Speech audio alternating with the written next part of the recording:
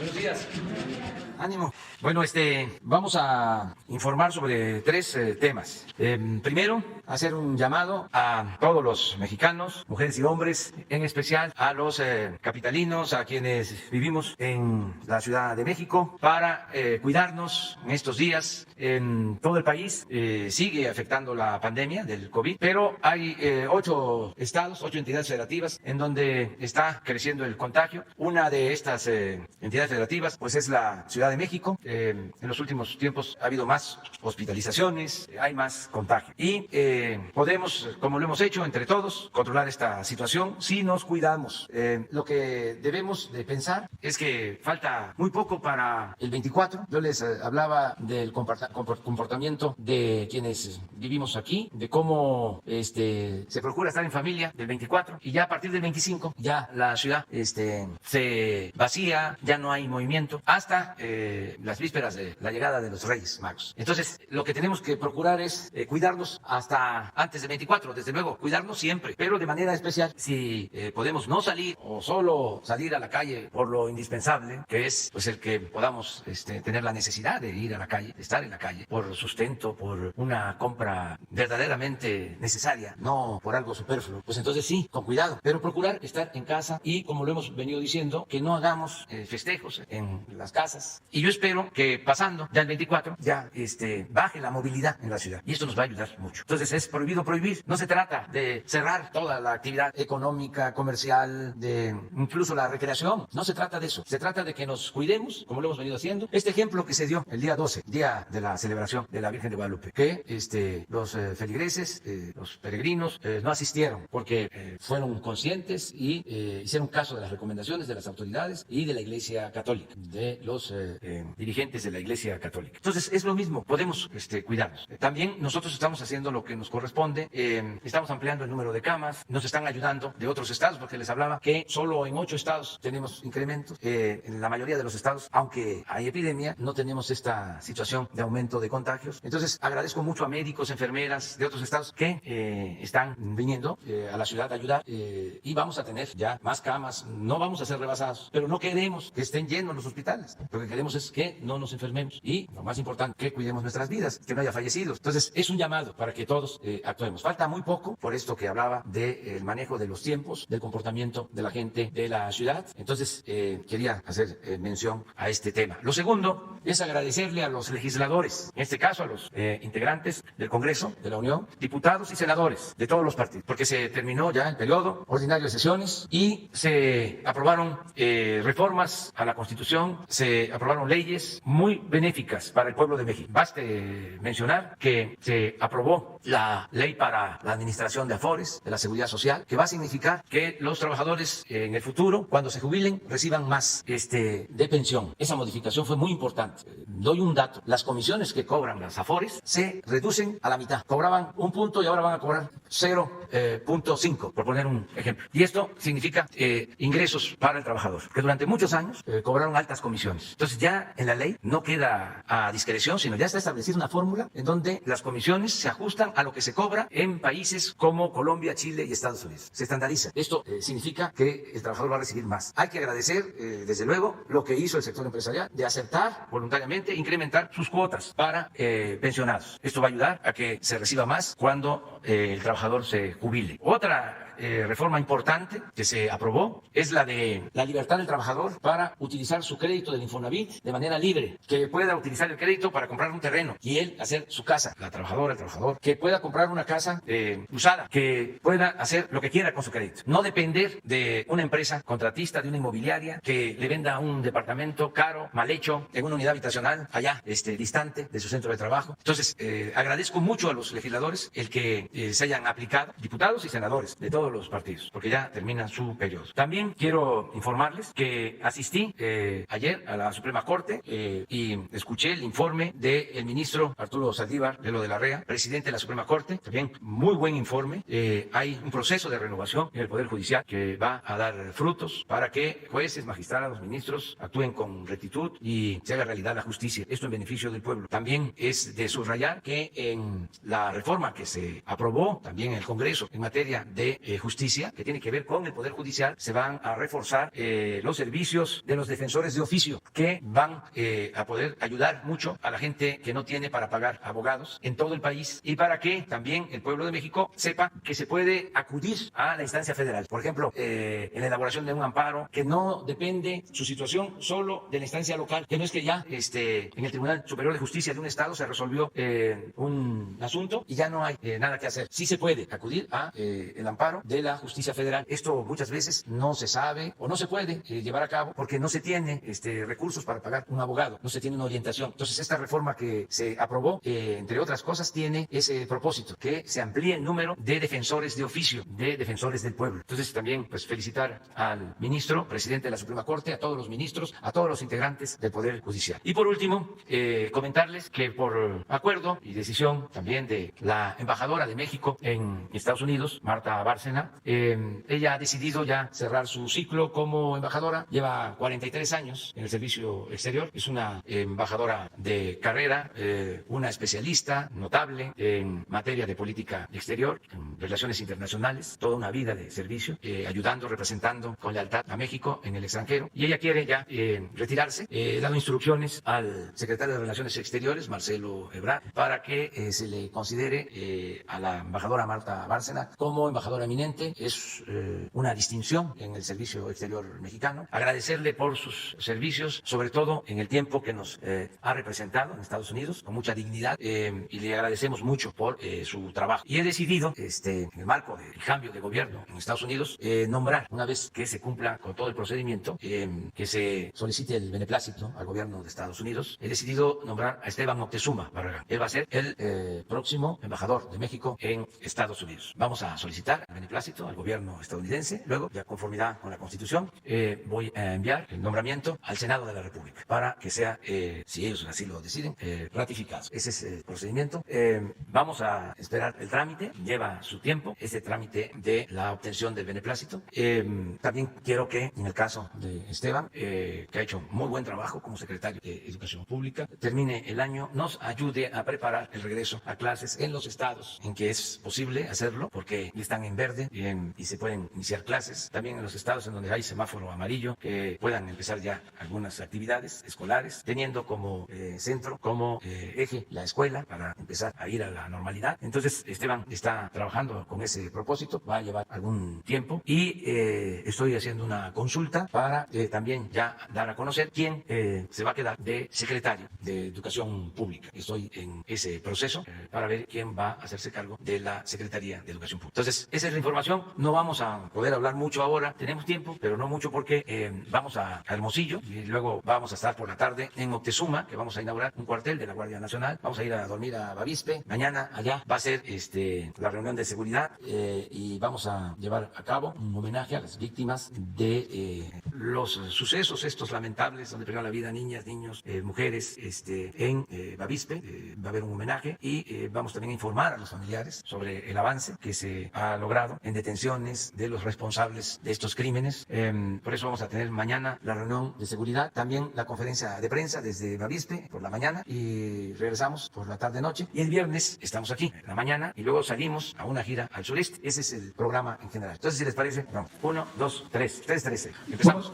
Buenos días, señor presidente. Alberto Martínez Espinosa, de JF Informa desde Cancún, frecuenciacat.com, y desde mi portal informativo en Querétaro, es ahora AM. Presidente, con el nombramiento del gobernador de Quintana Roo, Carlos Joaquín, como dirigente de la Asociación de Gobernadores de Acción Nacional hace unas semanas, ¿estima usted que puede darse una mejor relación con los mandatarios panistas del país y por ende hacer esa sinergia en beneficio de toda la población, a pesar de que se viene una época electoral? Como primera pregunta. Bueno, yo no sabía de este nombramiento, pero bueno, el gobernador de Quintana Roo es una gente seria, responsable, y tenemos muy buena relación. Eso es lo que puedo decir. Presidente, hablando de los dos Querétaros que existen, fíjese que ahora que anduvimos en Jalpan de Serra, allá en la Sierra Queretana, nos encontramos que el mercado público están a punto de desalojar a la gente del mercado público, a todos los locatarios, por un problema de deuda que adquirió el municipio cuando hizo un compromiso con el mercado de pagarlo y nunca lo pagó por año, ¿no? Aquí la petición que me han hecho los locatarios, que son más de 100 locatarios, y es el mercado icónico de Jalpan, a lo mejor si ya lo conocen en Jalpan, es pedirle a lo mejor si el secretario de Meyer nos puede apoyar o escucharlos, al menos si puede haber algún esquema de apoyo o de ayuda para rescatar ese mercado público en Jalpan, ¿no? Yo creo que es, y sobre todo, pues y como lo dice el artículo 115 constitucional, ¿no? Que considera los mercados públicos como un servicio público, ¿no? Entonces, considero que es un tema importante y relevante que pues, es que padece de nuevo Querétaro, ¿no? Sí, y otro, Jalpan, Querétaro. sí, Jalpan. Y en otro tema, digo, nada más señalarle ahora que fue usted el año pasado a Amealco, no le señalaron que hay un grave problema ahí con el agua en Amealco y sobre todo también con la tala ilegal. Es un tema que, de hecho, la gente está muy temerosa en la zona. Por eso a veces cuando usted fue a Amealco, no hubo alguien que haya señalado que ocurría eso allá en Jalpan, digo, en Amealco. Entonces es importante ese tema para ellos, tomar en cuenta, a lo mejor si la Guardia Nacional puede pues, establecer alguna participación por esa zona, ¿no? Porque sí, es grave, es lo que ocurre allá con el agua y con la tala de árboles allá en el río. Muy bien, hablamos con los integrantes, con el comandante Bucio de la Guardia Nacional para revisar lo de Amealco sobre la tala de árboles y vemos también lo del agua, pero eso tiene que ver con agua, con Blanca Jiménez, ¿sí? Y lo de Jalpan con Román Meyer, sí, también se lo vamos a encargar. Muchas gracias, señor presidente. Sí.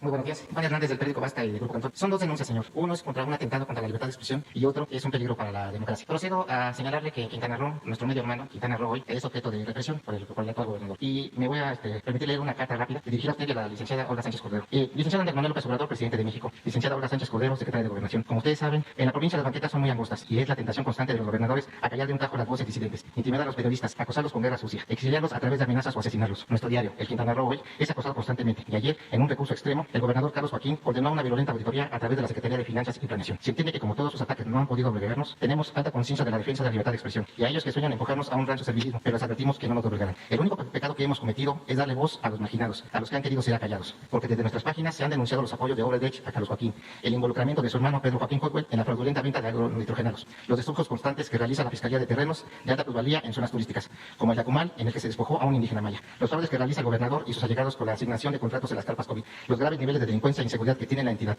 y la represión a balazos realizada contra feministas el 9 de noviembre, solo por citar algunos casos. Cada una de las notas publicadas está respaldada por un profundo trabajo de investigación, todas bien documentadas, tal como lo exige el rigor periodístico. Con ello han salido a la luz diversas corruptelas y se han frenado abusos. Es nuestra línea editorial y en ella seguiremos. Lo de la auditoría es lo de menos. No tenemos ningún problema de que se realice porque no tenemos nada que ocultar. La solventaremos en tiempo y forma. El que nada debe, nada teme. Pero más vale levantar la voz a tiempo para frenar cualquier afán autoritario. Solo pedimos que se respete la libertad de expresión. Por ello denunciamos ante ustedes este acto intimidatorio represivo, esta agresión disfrazada de acto administrativo que intenta callar nuestra voz. Los atentos servidor Rafael Santiago Campos, director del diario Quintana Roo hoy. Es lo que queremos venir a denunciar hoy y otro que es una advertencia y estamos alertando precisamente de un peligro a la democracia. Y ahora me continuo rápido. Dice, señor presidente, en el estado de Campeche se está fraguando un escandaloso fraude electoral que evidencia que la corrupción está presente y que las peores prácticas del neoliberalismo siguen presentes. Es un caso vergonzoso y por demás un detonante de violencia. Es un caso único en todo el país. La hija del gobernador de ese estado, de nombre Karina Vicente Aiza Nakashima, fue impuesta y sembrada, nada más y nada menos, como presidenta del Instituto Estatal Electoral de Campeche, por el entonces gobernador Alejandro Moreno Cárdenas, actualmente dirigente del PRI. Es así como la hija del ahora gobernador Carlos Miguel Aiza González es juez y parte, y por lo mismo tiene en sus manos la elección de gobernador del próximo año. Esto pone en grave riesgo a la democracia, al dejar en clara desventaja a los partidos de oposición, entre estos Morena, frente al PRI gobierno, que ha hecho toda suerte de tapacerías para robarse la elección del 2021. Señor presidente, sabemos de su respeto a las instituciones electorales y la independencia de estos órganos, pero también de su posición con respecto a la legalidad en un auténtico Estado de Derecho que usted ha estado fomentando, y en defensa de la democracia, y por eso es muy importante que usted sepa lo que está ocurriendo. Por eso queremos preguntarle, ¿qué opina sobre estos dos casos? Y sobre todo, por el bien de los mexicanos, ¿qué se va a hacer? Le agradezco. Yo creo que en los dos casos los gobernadores van a escuchar la denuncia, no van a actuar con cerrazón, es decir, van a atender el planteamiento que aquí se ha hecho, porque como lo mencioné, eso es lo bueno de esta conferencia, la diversidad, la pluralidad. Acabo de decir que considero al gobernador de Quintana Roo un hombre responsable. Entonces, lo mismo puedo decir del gobernador de Campeche. Vamos nosotros a ayudar, desde luego de manera voluntaria, no oficial, no oficiosa, sino con el propósito de la conciliación, para que se respete la libertad de expresión, que no haya persecución a ningún medio en el país, que haya plena garantía de la libertad que tenemos todos de manifestarnos, de expresarnos, y que no haya represalias, que no haya agresiones. Creo que en estos dos estados puede ser posible lograr la conciliación por las características de los gobernadores. Nosotros reconocemos la labor de la prensa, de manera muy especial de la prensa en los estados, en los municipios, porque como empezó el escrito, las primeras palabras del escrito, en la provincia, en los estados, no me gusta hablar de la provincia, en los estados, en los municipios, las ciudades de las entidades federativas, las banquetas son muy angostas. No es lo mismo hacer periodismo en un municipio, en Sinaloa, en Tabasco, en Tamaulipas, en Guerrero, que hacer periodismo en la Ciudad de México. Aquí se puede escribir un artículo en contra de un funcionario por actos de prepotencia y seguramente no lo va uno a ver ese día, no se lo va uno a topar ese día, ni al día siguiente. siguiente, ni una semana, pero allá sí, el mismo día se están viendo las caras. Es más difícil hacer el periodismo en los municipios, en los estados, y además menos la solidaridad, el cobijo. Entonces yo tengo el compromiso desde hace mucho tiempo de defender a la prensa, la libertad de expresión, de manifestación de las ideas, y en los dos casos, si es necesario, aquí le vamos a pedir a Jesús que ayude, tanto en Quintana Roo como en Campeche. Sobre los asuntos electorales no queremos ahora meternos, sí vamos a estar llamando a que la gente actúe con independencia. Es que para hacer valer la democracia, lo más importante de todo es que el ciudadano actúe con independencia, con criterio, que sea un ciudadano de verdad, no un ciudadano imaginario, que no nos dejemos manipular, que no nos sometamos, que no se venda el voto, que no se permita que se trafique con la necesidad de la gente, que no se use el dinero del presupuesto, ni municipal, ni estatal, ni federal, para favorecer a ningún partido, a ningún candidato. También que los grupos de poder económico no estén financiando campañas, porque eso lo vamos a estar denunciando. Y mucho menos si hay financiamiento de organizaciones de la delincuencia organizada. Pero ¿quién es el que va a ayudar más? El ciudadano. En todo México la gente está muy consciente, muy despierta, muy avispada. Además se sabe todo. Ahora ya las cosas se saben antes de que sucedan. Sabemos todo. Entonces si hay un candidato de un partido repartiendo despensa, así se sabe. Además, ¿cuántos teléfonos celulares, móviles, cuántos videos podemos tomar y denunciar? Y a las redes. Y también a la Fiscalía Electoral. Y tiene que actuar la Fiscalía Electoral. Y recordar que el fraude electoral, en cualquiera de sus expresiones, es delito grave. No hay derecho a fianza. Entonces, todo esto, nada de que es que ya están escogiendo a los que van a ser representantes de casilla, ya están escogiendo a los llamados auxiliares, ya tienen el control de los organismos electorales, municipales, estatales, distritales. No, eso era antes. Puede ser que quede alguien ahí, de estos mapaches electorales, delincuentes electorales. Pero ¿dónde se decide? En la casilla, ahí donde se va a votar, ahí ejercer ese derecho de manera libre y que el ciudadano cuide si por sorteo les corresponde. Eso también es muy importante. Ser funcionario en una casilla, hay que ir, hay que ayudar. Muchos de los problemas de México se originaron por la falta de democracia, por las imposiciones. Imagínense si un presidente municipal, un gobernador, un presidente de la República llega al cargo porque compró votos, porque recibió dinero de los grupos de poder económico o de la delincuencia organizada. ¿Qué va a hacer cuando llega al cargo? Pues servirle a esos grupos. ¿Qué pasaba? Compraban los votos valiéndose de la pobreza de la gente, y cuando la gente iba al ayuntamiento, si se trataba de una presidencia municipal, a pedir algún apoyo, hasta los corrían, los humillaban. ¿Qué vienes a pedir? Si ya te di, si ya te dimos. Algo realmente indigno. Eso sucedía. Ya no los volvían a ver, ya no recibían a nadie, no les veían ni el pelo, porque era nada más utilizarlos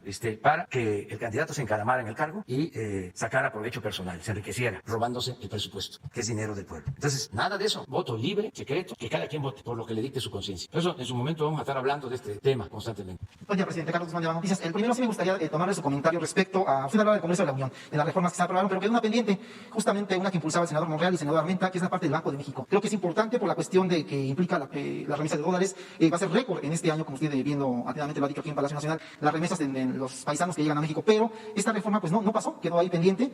Argumentan las personas del Banco de México que se va a meter mucho billete verde, más que de los migrantes de la delincuencia organizada. Si nos puede regalar un comentario de inicio por este. Pues yo pienso que fue buena la decisión que tomaron los legisladores en este caso, porque da tiempo a recoger los sentimientos, los puntos de vista de todos, y da tiempo también a informarle al pueblo, que la gente sepa en qué consiste realmente esta reforma, porque a veces por desconocimiento se exagera. Hablaban, por ejemplo, de afectación a la autonomía del Banco de México, y se me hace una exageración, pero que se explique en qué consiste. Según me han informado, lo que se quiere, lo que se busca, es que la gente que tiene pocos dólares y que los quiere cambiar, pues que le paguen lo justo. A mejor precio de cambio. A mejor precio, porque hay un mecanismo ahora, que eso es lo que hay que aclarar, donde para que se reciban dólares se requiere una especie de certificación. A nosotros nos sucedió hace poco. La Procuraduría, ahora la Fiscalía, iba a donarle al instituto para devolverle al pueblo lo robado. No a donarle, a entregarle, porque todo lo que se obtiene por decomisos va al instituto. Y tenía lo que llaman numerarios, dólares, por 500 millones de pesos. Entonces, aparentemente iba a ser fácil que con esos 500 millones se compraran boletos y esos boletos se entregaran a los hospitales COVID. Lo que se hizo, pero con otro financiamiento. Entonces, esos dólares los tiene la Fiscalía en el Banco de Comercio. Y habló el fiscal o un representante del fiscal y el consejero jurídico con el gerente del Banco de Comercio para que se lograra tener ese dinero. Y la respuesta fue que tenían que mandar ese dinero a Canadá. Y lo que me llamó mucho la atención es que se habló de que las pruebas que había que hacerle al dinero, entre las pruebas era cerciorarse que no tuvieran los dólares olor a muerto, así como se los estoy diciendo, o residuos de sangre o residuos de droga. Entonces allá hacen esa clasificación, descuentan los que pueden tener esa situación y regresan el resto o aceptan el resto, lo que para ellos consideran válido. Desde luego se cobra una comisión. Entonces tengo entendido que la iniciativa va orientada, no en todos los casos, pero para que ese procedimiento se pueda hacer en México y aquí mismo se haga el descuento, pero que no se castigue tanto al migrante. Entonces de ahí viene el argumento de que se puede utilizar para lavado de dinero, pero hay también formas, ¿no?, de evitarlo. De todas maneras es muy bueno el que haya tiempo, el que se analice con mucha objetividad, sin dogmatismos, porque los financieros, con todo respeto,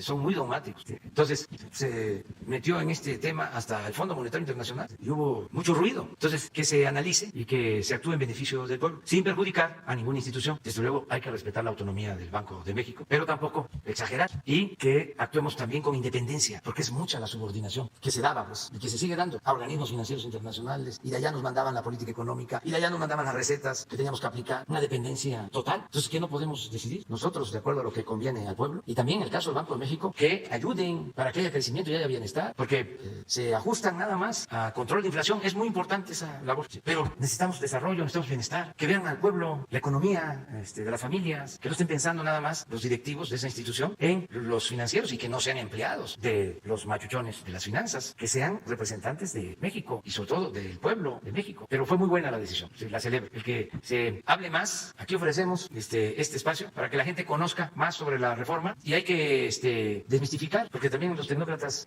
han querido que estos asuntos nada más los traten las élites, en el entendido de que la economía es asunto de los economistas, de los expertos. No, la economía como la política es asunto de todos. Y si aquí se explica de manera sencilla o en los foros, la gente va a saber. Además, son procesos pedagógicos muy importantes, que se analicen los pros, los contra, que se escuche a todos y que prevalezca la razón, no los dogmas. Nada de que no se puede tocar al intocable. Sobre esto no hay que hablar, no hay que meterse. No testarees esto, porque puede generarse una catástrofe. No, que va a haber inestabilidad financiera. No, los que manejan los mercados son muy inteligentes, saben muy bien. Si realmente hay una reforma dañina a intereses económicos, financieros, hay reacción de inmediato. Pero si es una situación de regulación, no pasa nada. Es un poco lo que decían cuando tomamos la decisión por mandato del pueblo de cancelarlo del aeropuerto. Decían, no, va a ser tremendo. Se va a caer la bolsa, va a haber inflación, devaluación del peso. No pasa nada. Lo mismo, ese dogma, ¿no?, de los del Banco de México, de los que están ahora y de sus maestros, de que si aumentaban el salario, en automático iba a haber inflación. Pues acabaron con el salario para que no hubiera inflación. Todavía estoy esperando que ofrezcan disculpas o que me expliquen sobre ese tema, todo el daño que causaron. ¿Cómo es que el salario en México, a pesar de los últimos aumentos, el salario mínimo es de los más bajos del mundo? ¿Cómo lo van a explicar? O sea, es esto, ¿no?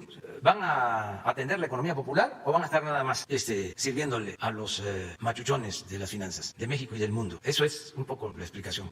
La segunda tiene que ver con el tema de las vacunas COVID. Ayer en la tarde, gobernadores de la Alianza Federalista, el día de hoy se van a reunir sus secretarios de salud para supuestamente intentar comprar la vacuna contra COVID para sus estados, argumentando que la federación está, pues dicho en palabras llanas, está acaparando para algunos estados nada más la vacuna COVID. ¿Qué opinión le merece este tema que prácticamente es política, ¿no? Sí, es politiquería, no es política. Y por eso no me voy a ocupar sobre del tema. No tiene caso. Me voy a ir, porque si no, no llego. A ver, la compañera, ella. Me mandaron aquí esta nota de que son las 8 y la salida es a las 8:10. Bueno. Muchas gracias. Juan Carlos, del Charo Político de Jalisco. Gracias por la oportunidad. Tomando el tema de las vacunas, una preocupación que está en redes sociales es la siguiente. El gobierno federal planea utilizar únicamente, se estableció que el gobierno federal, planea utilizar el ejército y la paraestatal Viarmex para la distribución de vacunas. Una de las preocupaciones es la siguiente. ¿Cree que ambas entidades cuentan con los requerimientos técnicos para su conservación? Y número 2, ¿considera que las dosis estarán seguras de robos, especialmente cuando ya hubo robos de más de 37,000 piezas de medicamentos oncológicos en almacenes del IP? Y esto es importante, señor presidente, porque algunos medios, además de gobernadores, como se acaba de mencionar, están utilizando el tema de la vacuna, que es una esperanza para esta situación de la pandemia que estamos viviendo, y que inclusive usted lo mencionó al inicio de la conferencia, donde personajes como el payaso de Víctor Trujillo con el disfraz de Broso, pues el fin de semana utilizaron este tipo de temas para lucrar con información. Bueno, pues asegurando que, aquí lo tenemos, asegurando básicamente que, y usted da una respuesta, pero me gustaría que se dijera públicamente que usted y su gobierno usarían la vacuna electoralmente y jugarían con la desesperación del pueblo, tal como pues así lo aseguró, y todos conocemos y sabemos su respuesta, pero pues sí me gustaría preguntarlo directamente para que quede claro cuál es la postura de estos personajes. Amor y paz. Y decirle a nuestros adversarios que se serenen, es que se ofuscan. Como se está llevando a cabo la transformación del país y ya no impera la corrupción, ya no hay influyentismo, ya no hay chayote. Entonces hay pues mucha desesperación y se jalan los pelos y se enojan y hacen corajes. Pero ¿cuál es la respuesta? Amor y paz. Vamos a abrazarnos y no caer en ninguna provocación, de nada. No tenemos enemigos, ni queremos tenerlos. No odiamos, somos felices. Y que se tenga por seguro que se garantiza la libertad de expresión, hasta el extremo. No hay problema. Si lo que hiciéramos no significara luchar por una causa justa, si no tuviésemos esa convicción, entonces nos afectarían mucho los ataques. Pero tenemos un escudo que nos protege, que es la causa que se defiende, la transformación de México, el acabar con la corrupción. Y por eso el pueblo es nuestro ángel de la guarda. Y estamos muy bien con nuestra conciencia, es nuestro tribunal. Entonces, no odiar, no maldecir a nadie, no hace falta eso. Además, eso no permite vivir con felicidad. La felicidad verdadera es estar bien con uno mismo. Esa es la verdadera felicidad. Estar bien con uno mismo, no los bienes materiales, no la fama, no los títulos. Es estar bien con uno mismo, la felicidad. Estar bien con nuestra conciencia y estar bien con el prójimo. Y solo siendo buenos podemos ser felices. Entonces, amor y paz. Presidente, y una segunda, ya rapidísimo, aprovechando que nos dio la palabra, sería la siguiente. ¿Cuál es su opinión referente a que, si bien es cierto, usted ha mencionado y uno de los pilares de su gobierno ha sido la austeridad y que el servidor pues está para servir a la nación y no servirse de ella? Bueno, hace unos días se dio a conocer que funcionarios como Lorenzo Córdoba van a recibir un aguinaldo por más de $500,000 de pesos, así como también en los últimos días en redes sociales ha sido tendencia un senador de Movimiento Ciudadano muy famoso por sus comentarios machistas, elitistas y despegados de la realidad, donde uno de sus videos que se hizo viral señala que ha conocido a gente muy valiosa que vive con un sueldito, así lo mencionó, de 40 a 50 mil pesos y que son muy felices. Cuando en realidad esto da mucho coraje, señor presidente, porque siendo México un país en el que, según información del INEGI, el 60.7% de la población ocupada percibe menos de 8,000 pesos mensuales. ¿Qué opinión le merece este tipo de políticos que viven tan alejados de la realidad, de la realidad de México, que se supone que deberían representar al pueblo, pero que de pueblo no tienen nada y por el contrario solo viven sumergidos en su burbuja de privilegios, despegados de lo que en realidad atañe al pueblo mexicano? Bueno, lo que está pasando es que hay un cambio de mentalidad, son nuevas circunstancias y hay quienes no advierten de que existe una nueva realidad y que ya no se puede, como siempre lo digo, poner vino nuevo en botellas viejas. Entonces, ¿qué pasaba? Había una especie de enajenación en donde era normal hacer muchas cosas. Se le aplaudía al corrupto, se le ponía de ejemplo. El que robaba ni siquiera perdía su respetabilidad. Era normal el que se utilizaran expresiones racistas, que no voy a repetir, porque era una falta de conciencia, así, casi colectiva. Entonces, una persona pensaba que no estaba mal decir cualquier cosa, lo veía normal. El obtener una ganancia ilícita se pensaba que era un negocio y que era producto de la habilidad y de que era porque se tenía buenas agarraderas, buenas influencias y había que colarse. Y esas expresiones de que, oye, yo tengo esto, o pobre gente que no tiene, o cosas de ese tipo, no son expresiones, vamos a decir, de mala fe. Era una mentalidad que prevalecía. Veían y lo siguen viendo en algunos casos normal. Es como el caso del rey, que llegaron a manifestarse al palacio y escuchaba las voces y le pidió a sus vasallos que le dijeran por qué esa multitud y por qué gritaban, qué querían. Y uno de los vasallos le dice: Señor, Majestad, es que dicen que tienen hambre. Y el rey contesta: ¿y qué es eso? Pero auténtico, porque así era. Entonces tenemos que celebrar los cambios que se están dando ahora, que nos estamos fijando en la realidad de los otros, que nos está preocupando la situación del prójimo, que no es nada más cómo nosotros vivimos, sino cómo viven los demás. Pero no es, yo les aseguro que quienes hacen esas expresiones no las hacen pensando que están mal, las hacen como si fuese una cosa normal. Eso es lo que comentaba sobre el racismo, y de gente académica. Una vez transmitieron unas grabaciones, bueno, Fresco, disculpa, pero lo voy a decir porque si no nos entendemos. Transmitieron una conversación telefónica del actual director del INE, Lorenzo Córdoba. Yo no me atrevo, pues, aquí a ponerlas, hablando de manera racista en contra de personas de pueblos originarios. Y estamos hablando de un doctor en Derecho, una eminencia académica. Por eso no hay que confundir la educación con la cultura. La cultura es muchísimo más, pero mucho más que la educación. Ahí terminamos. El viernes.